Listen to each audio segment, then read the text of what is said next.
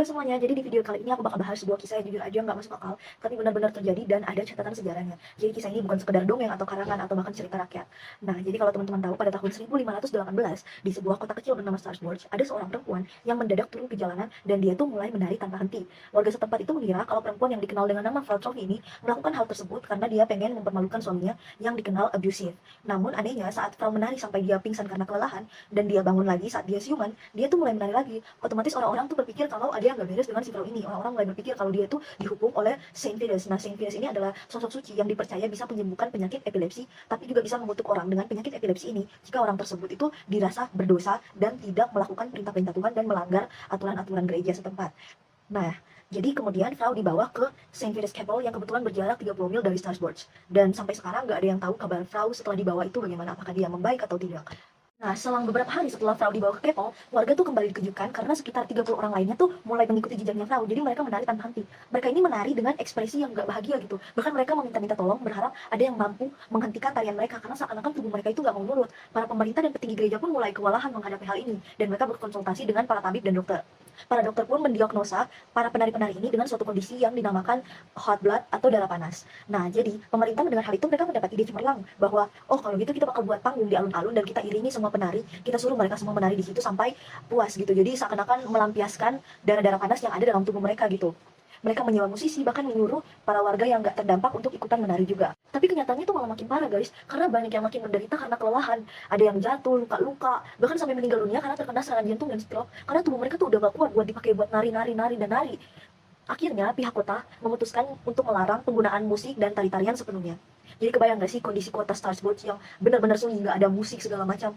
Tapi ngeri karena orang-orang tetap menari di tengah kesenian itu. Dan akhirnya sebagai upaya terakhir, para petinggi gereja memutuskan untuk mengiringi para penari yang udah terdampak ini. Mereka semua diiringi untuk dibawa ke Saint Fides Chapel yang awalnya Frau Trophy juga dibawa ke situ. Jadi di chapel itu mereka dibuat menaruh persembahan. Jadi mereka dibuat seakan-akan mereka menaruh persembahan. Dan mereka dibuatkan masing-masing sepatu unik, sepatu berwarna merah. Dan mereka menari, dibuat menari mengelilingi altar. Ajaibnya setelah dari situ, perlahan-lahan kondisi kota membaik. Orang-orang mulai bisa mengontrol diri mereka bisa stop menari. Nah, terus penjelasan ilmiahnya gimana? Karena kan kayak nggak masuk akal banget gitu, orang-orang nari sampai mati, ngeri banget gak sih? Nah, jadi kalau misalnya kita lihat dari kondisi Strasbourg pada masa itu, Strasbourg ini memang lagi dilanda banyak sekali krisis dan kemalangan. Jadi terjadi gagal panen besar-besaran yang menyebabkan banyak warga itu kelaparan gitu. Mereka nggak mampu membeli makanan karena ekonomi juga lagi amburadul, harga makanan naik drastis. Bahkan mereka juga diteror dengan penyakit yang namanya Angry Sweat, yang dimana bisa membunuh dalam hitungan jam aja karena demam yang sangat tinggi.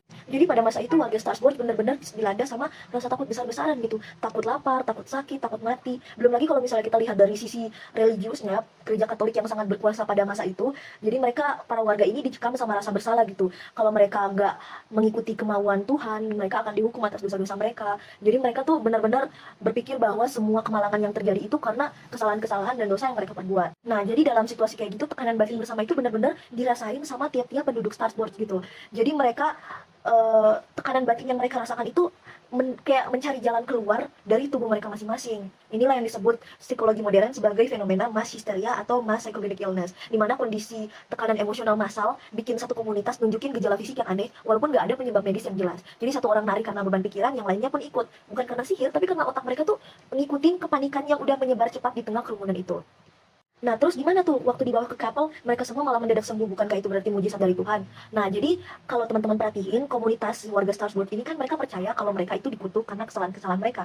Tapi dengan kepercayaan itu juga yang akan menyelamatkan mereka, karena mereka pun bisa menjadi percaya kalau mereka akan sembuh kalau seandainya mereka bertobat. Nah, jadi kepercayaan itu yang menjadi obatnya gitu, jadi semacam obat psikologis atau sugesti gitu. Jadi menurutku kisah ini tuh malah nunjukin kalau hal-hal yang dianggap mistis itu sebenarnya hal-hal yang sangat-sangat manusiawi gitu. Orang tiba-tiba nari bukan gara-gara kutukan, tapi karena mereka tuh menanggung beban yang terlalu berat gitu. Jadi satu-satunya cara tubuh buat meluapkan hal-hal ya itu ya dengan cara yang kita tuh nggak ngerti pada masa itu. Nah, di sinilah perannya ilmu pengetahuan yang bakal bisa bantu kita buat ngertiin hal-hal yang aneh itu. Dan mungkin sebenarnya yang paling serem itu bukan kutukannya, tapi tekanan yang kita alamin bareng-bareng tanpa sadar.